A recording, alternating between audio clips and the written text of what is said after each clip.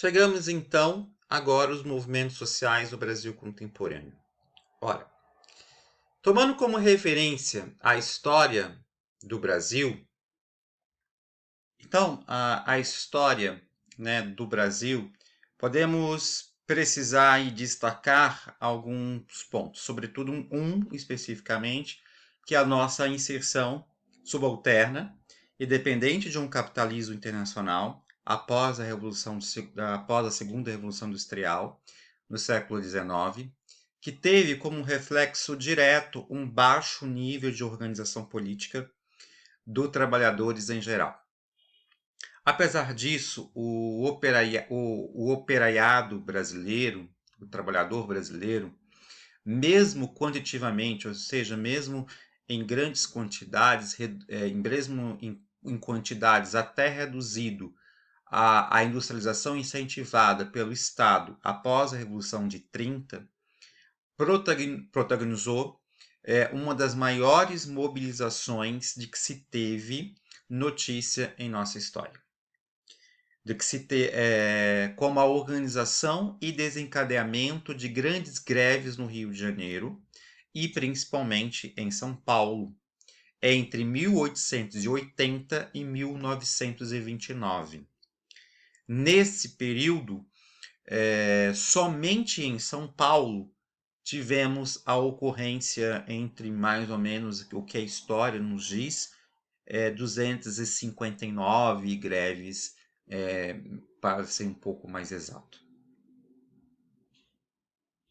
O movimento operário, então, nessa época, era composto em sua grande maioria por trabalhadores pobres, originários de países europeus que vieram do Brasil sob a promessa feita pelo governo brasileiro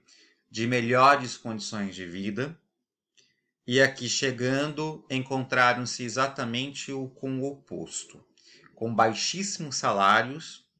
alto custo de vida, jornadas diárias de até 16 horas, condições de trabalhos sem nenhuma segurança, inexistência de quaisquer direitos trabalhistas e moradias em cortiços sem condições de higiene. Então, nessas condições de vida e de trabalho, que surgiram no Brasil os primeiros movimentos sociais de trabalhadores assalariados, tendo como liderança os imigrantes europeus, principalmente italianos e espanhóis, e entre seus ideais de organizações, porém, não era o socialismo defendido por Marx, mas o chamado anarquismo-sindicalismo, bastante influente entre os trabalhadores do século XX,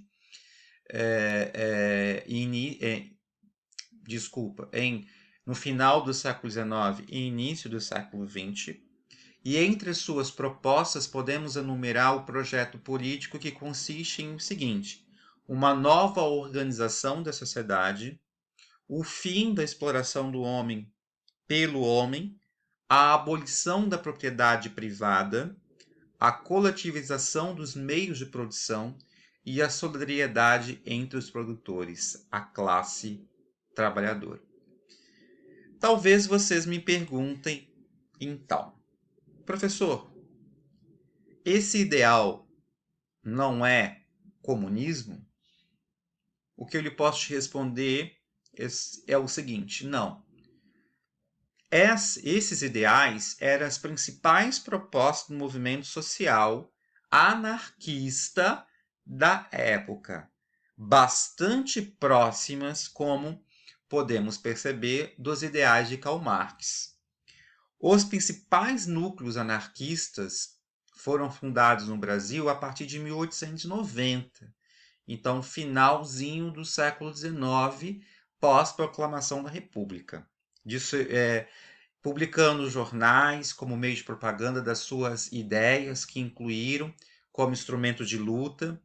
o recurso à greve geral, ou seja, a paralisação total dos trabalhadores.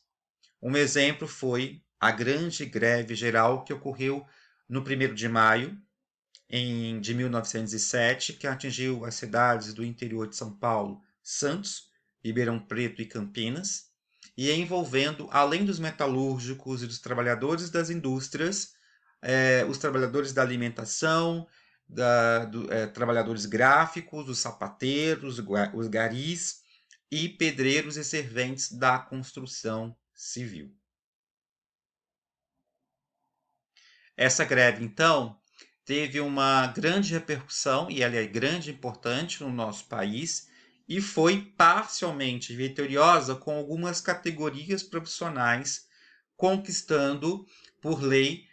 o direito à jornada de 8 horas diárias de trabalho, e, por outro lado, o Estado brasileiro passou a tentar controlar o movimento sindical, instituindo ainda em 1907, em 1907, uma lei que ameaçava de deportação os trabalhadores estrangeiros que participassem desses movimentos grevistas. O movimento sindical recuou, mas continuou organizado, tanto que em 1917, em junho de 1917, o movimento deflagrou uma das maiores greves gerais de que se teve notícia, atingindo aí mais ou menos 35 mil trabalhadores no estado de São Paulo, e ao se estender durante o mês de junho, paralisando mais de 60 mil trabalhadores no Rio de Janeiro. Vamos então apontar aqui as principais reivindicações dos movimentos apresentados aos operários e ao governo brasileiro. Primeiro, a jornada de 8 horas diárias de trabalho, fim do trabalho de menores, segurança nos locais de trabalho, redução dos valores dos aluguéis, redução do custo dos alimentos, direito à sindicalização, libertação dos operários presos durante a greve e recontratação de grevistas demitidos. E como se pode se perceber facilmente, o movimento operário brasileiro no início do século XX,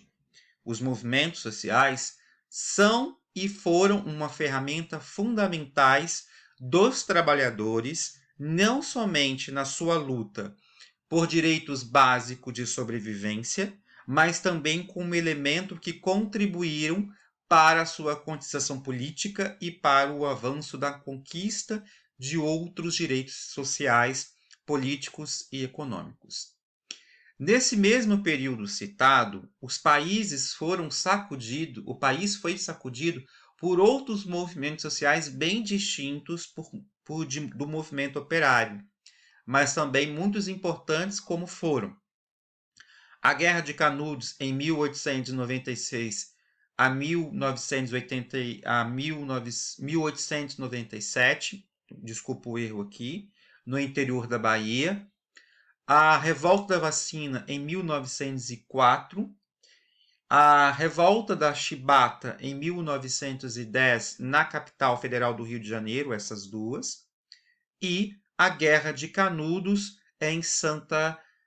a Guerra do Contestado em 1912 a 1916 em Santa Catarina, entre outros movimentos sociais que apareceram na nossa história, de grande relevância e que foram dando origem a outros movimentos também, sobretudo surgindo aí a nossa própria independência. Então, esses movimentos apresentaram características muito específicas relacionadas a determinadas situações de opressão, conjugadas com o padrão de desenvolvimento capitalista que as grandes classes dominantes procuravam impor ao nosso país. E todos esses casos, os trabalhadores foram vítimas de discriminação, inclusive racial, e interesses políticos e econômicos sendo considerados como obstáculos que precisavam ser eliminados. Proponho então aí para vocês, caros alunos, que vale a pena então pesquisar sobre cada um desses movimentos aqui citados, estudando a sua história, anotando as suas causas, as suas características e principais reivindicações. Então percebemos que o movimento operário ele tem uma história.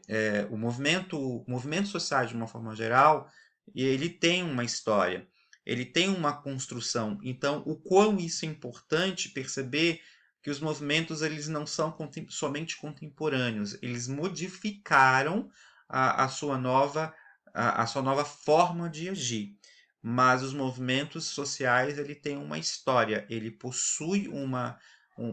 construção, né? E a gente está percebendo aí através dos grandes pensadores e dessa forma, então o quão importante é isso. Bom,